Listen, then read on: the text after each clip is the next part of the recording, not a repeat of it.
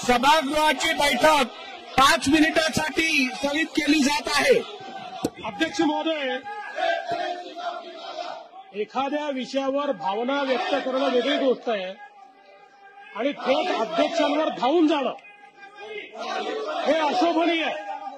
अशा प्रकारे अध्यक्षांवर जणू काही अध्यक्षच दोषी आहे अशा पद्धतीनं अध्यक्षांवर धावून जाणं हे या सभागृहात आम्ही पहिल्यांदा पाहतोय। लोक वर गेले नाही तसं नाही आहे, पण ही पद्धत कुठली आहे की अध्यक्षांच्या अंगावर धावून जायचं?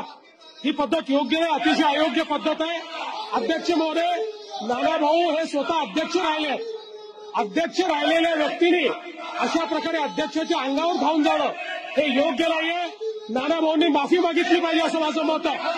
नानाभाऊंनी माफी मागितली पाहिजे, त्यांनी माफी मागितली पाहिजे। अध्यक्ष महोदय, सभागृहाचं कामकाज नियमित चालण्यासाठी मी विधानसभेचा अध्यक्ष म्हणून माझ्या नानाभाऊ पटोले यांना दिवसभरासाठी सस्पेंड करत आहे।